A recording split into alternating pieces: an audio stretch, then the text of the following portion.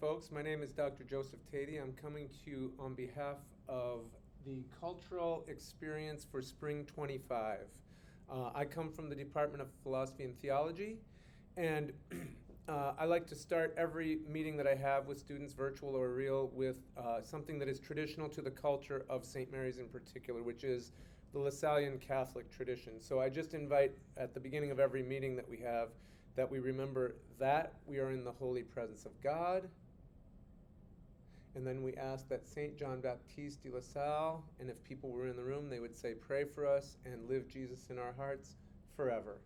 We do that because we are a specifically privileged private institution, Lasallian and Catholic orientation. You don't have to be Lasallian or Catholic to go to school here, but thanks to the separation of church and state, which should always be observed, we're free to do some praying. So we just did that as a little sign of culture. Now, you're going to be watching this video as one step to get ready for a guest who's coming to campus. And it's my job to situate what you're going to hear from a scholar named John Garth, who will be here on the 13th of March, Thursday night at 7 p.m. in Toner for a public lecture. Now, you're going to be coming, thanks to this video, with a little bit of prior knowledge that's going to help you earn cultural experience credit. And for us graduating, for you people who are graduating from St. Mary's, we expect a certain amount of cultural competency. One great way would be to force you to have a second language, and anybody who has a second language knows exactly what I mean. You might be good at knowing that language for academic purposes, but drop you in the middle of some place where that language is spoken on the daily and you're going to struggle. It's not academic. So what we're doing here is asking you, as an alum of St. Mary's in the 21st century, you're going into a world that is multicultural. So you're going to discover, or you will have already discovered, even if you just traveled, that your own culture is but one of many. That's one of the goals here, and to navigate that is always fun. If you have a college degree, if you're liberally educated, you look for those places where cultures do and don't match up. So without any further ado, I'm just going to jump into an explanation. There's two articles. One, Kristen Selke, Dr. Kristen Selke, my colleague, will have sent out to you by Michael D. McNally. Its title is The Indian Passion Play Contesting the Real Indian in the Song of the Hiawatha Pageants, 1901 to 1965. This is by Michael D. McNally from Carleton College. It was published by Johns Hopkins University Press in the American Quarterly. Okay, so you hear from the title that it's talking about what is a real Indian? What is a real indigenous American? What is a real native? So that's one question. We all who live here might call ourselves Americans. Indigenous Americans, Native Americans, Indian.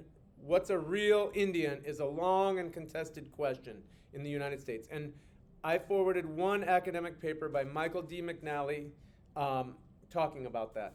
Some of you might have looked at it. You can scan it. I invite you to, copy and paste it and feed it to Claude or to ChatGPT to catch the highlights of what that article's about. The second article, and more important right now for what we're doing, is by John Garth, and it's called Tolkien's Aim in the Death of Smaug. It's a draft that he gave me personally. It's not yet published. It's out in Italian, but I don't think any of you are probably going to read the Italian version. So John Garth is coming to us this Thursday, March 13th, to teach us about J.R.R. Tolkien's Hobbit. Some of you might know Tolkien from The Hobbit, the Lord of the Rings movies. You might have read the book. It really isn't ingredient for you to know much about Tolkien to get this CE credit or to come on Thursday night and understand a little bit of what's happening here. So I'm going to give a little bit of a lecture here. I'm going to try to keep this under 10 minutes. Tolkien wrote a book called The Hobbit. This is the one we're focused on right now. Everybody who knows Tolkien's Hobbit knows, who studies it like I do for academic purposes, which I do, that Tolkien wrote a myth, his own myth, The Hobbit, he made up out of thin air. Nobody had ever heard of hobbits. They don't exist anywhere in medieval literature, which he was very fond of. Tolkien was also very fond of Old English, Old German, Old Norwegian, and Old Icelandic. He was what is called a philologist. I might as well write that word up there just because philology never gets talked about. But it's the love of language. Philosophy is the love of wisdom. Philology is the love of logos, of language. So he loved language so much that he was not satisfied with the myths that existed in Old English, Old German, Old Norse, and Old Icelandic.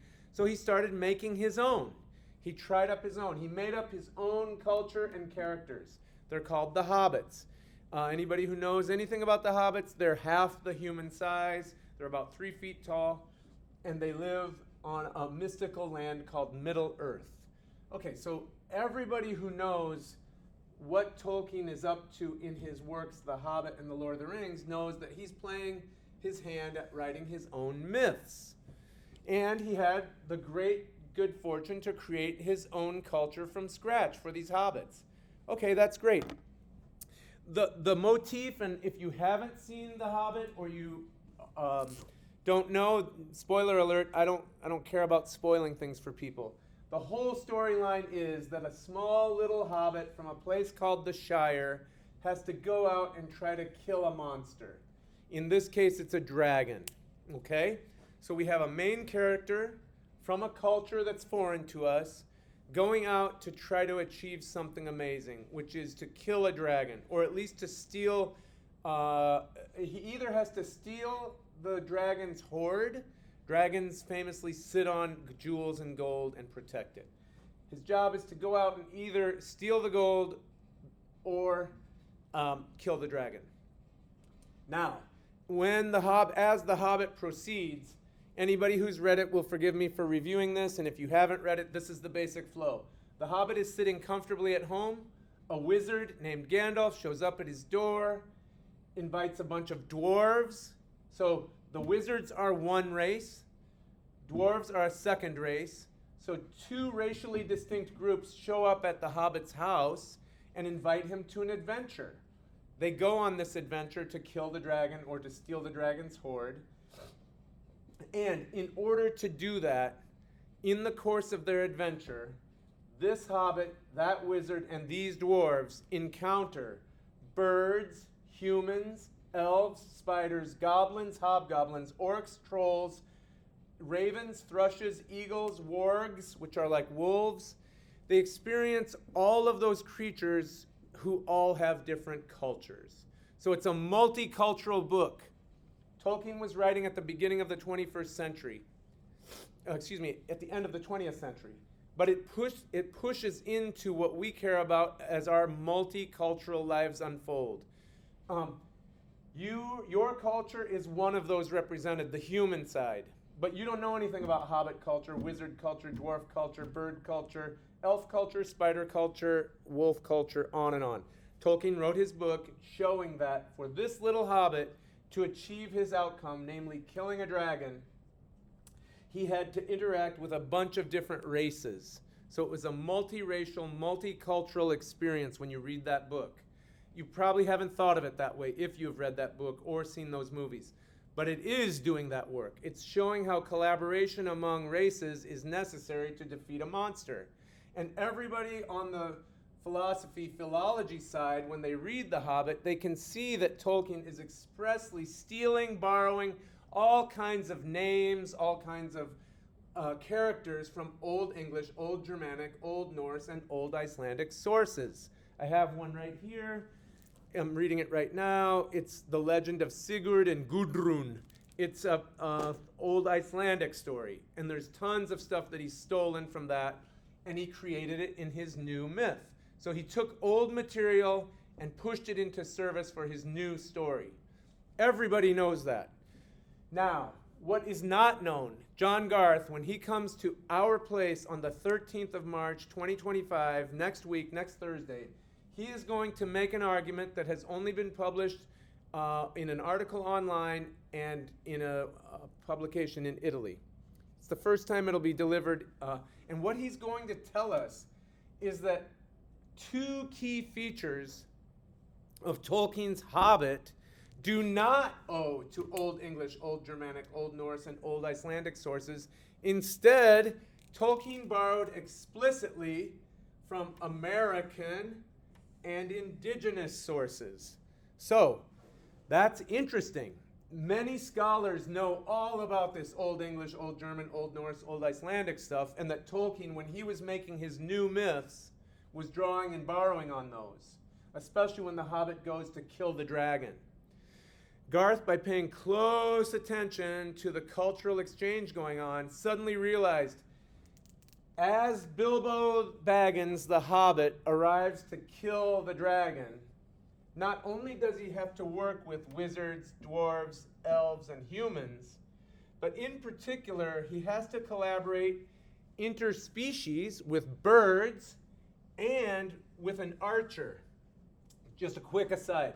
In all the old Germanic Norse stories, dragons are killed by a sword from below. Okay? So to kill the dragon, somebody should come with a sword and kill them from below. And it's always a human, doing the killing of the dragon. In this case, what Tolkien noticed in Tolkien's book, what Garth noticed in Tolkien's Hobbit, is that as the critical time of killing the dragon arrives, there's no sword and it's not a human alone. Instead, what it is a bird whispering speech that he heard from Bilbo and the dwarves. The bird listens and spies on what Bilbo and the dwarves are doing and takes that information to a human archer who then finds a way to shoot an arrow and kill the dragon. And what John Garth discovered is that Tolkien directly relies on both American and Native American sources for those two details. So, yes, Tolkien wrote a Hobbit, the Book of the Hobbit, where this Bilbo Baggins the Hobbit went and with the help of wizards, dwarves, and elves was able to bring down a dragon. And it looks like it was a direct parody of all these old English, Norwegian, and Germanic sources in his new mythology. And it is, except for when we get to the, the very end where the killing happens. Garth argues that now Tolkien is not relying on his typical arsenal of goods. Instead, he turns to a poem by Henry Wadsworth Longfellow called The Song of Hiawatha. And in the Song of Hiawatha, Longfellow, an American, a scholar like Tolkien, who also, it turns out, has a love of these Old English Germanic things, he writes a poem about a Native American hero who goes out and has to kill a monster. In this case, it's not a dragon. The native name for it is a Manitou. So you might have heard of that before, a Manitou or a Manito. And it gets killed by an arrow with the help of bird interaction. So what John Garth is going to argue in front of us on Thursday night, March 13th at St. Mary's, he's going to say that, yes, Tolkien did rely on, just like Henry Wadsworth Longfellow relied on, certain Old English, Old German, Old Norwegian motifs, characters, and themes.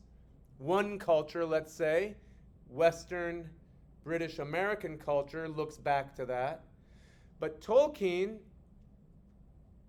like Longfellow, in their new myth, in their new poem, both of them end up pushing out from British and from American sources to an indigenous Native American perspective. Isn't that interesting? So I hope you're hearing me. I told you, this is about multicultural exploration. This talk is going to say that even though Tolkien loved writing his new myth as one way of bringing old Icelandic German stories up into a new form, he didn't just rely on his one culture alone. He was a liberally educated person. So yeah, he loves that old English, German, Norwegian stuff, and he borrows liberally from it. But he also is willing to encounter a culture that is different to and other than his own. So, Tolkien let two crucial features come into the killing of his dragon that came not from Germanic sources, that came rather from indigenous Native American stories that were popularized by Henry Wadsworth Longfellow.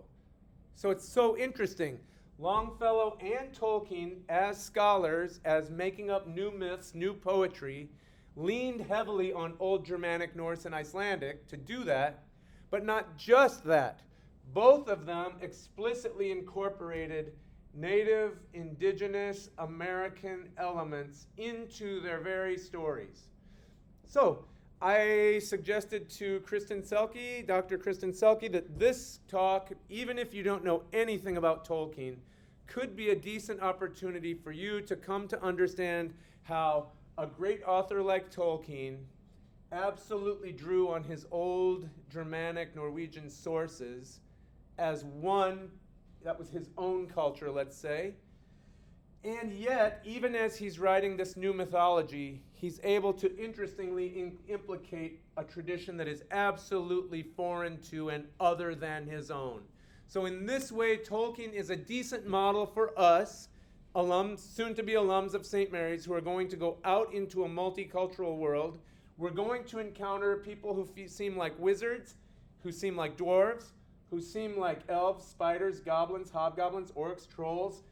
But the challenge is not to live out of our bias and say, ooh, they're weird, oh, they're queer, oh, those people aren't like me. Better to say, oh, those people aren't like me, what can I learn from them? And my argument is that Tolkien seems to have shown us the way forward. Don't be ashamed of where you come from. His Hobbit absolutely depends on Old English Germanic ideas, names, everything come forward from that. But when he writes his poetry, he's not completely self-enclosed. He had a liberal education, and he was willing to incorporate elements that were not from his own culture into the story. That's what John Garth is going to tell us. He's going to say that especially the Ojibwe are one critical part of the native stories there, and those people are native to Minnesota, so to speak. There was no Minnesota, right, in the pre-colonization time. There's a lot more that we would want to deal with if this was a full-blown class. I would want you to really look at what happened with Henry Wadsworth Longfellow when he appropriates the indigenous stories. He's a little less culturally savvy than Tolkien. So let's just say that Tolkien does it in a way that seems a little bit more culturally sensitive than Henry Wadsworth Longfellow. That's one of the interesting arguments in the article by Michael D. McNally. Kristen Selke will have forwarded this to you. Again, I don't think you should read it in full, but you might copy and paste it and dump it into Claude and say, what is that? What are the intercultural communications that are going on in this? I don't have time to fully explain that article because I'm already at 18 minutes here. Sorry, folks. It's just what it's going to take to get a cultural experience, a 20-minute watch. So I think you've got the basic picture. You're going to graduate into a multicultural world. It will not help you to go out believing that your culture is the only culture. Tolkien before you came forward with his own bias for English, Old English. He wrote new myths that slavishly copied that stuff, but he was good enough, he was liberally educated enough, he was culturally competent enough to work in some elements from an entirely different American and indigenous perspective. And some of that is with his use of us not only being able to communicate with other cultures, but even with other species. That's a challenge. That's an intercultural challenge. It's hard enough to talk to people who are from different cultures than me. What would it be like to talk to other races? What would it be like to even talk to other species? Tolkien was imagining that that's what his hero had to do to bring down the dragon. And instead of using a sword from below, which was typical in all the medieval stories, he changed it, and there's a tribute to the indigenous American stories of how they killed their Manitou. Okay, thank you for your time. I look forward to seeing you at the talk. The assignment after the talk will just be to have a conversation with another learner who's going for cultural experience credit, or to talk to me.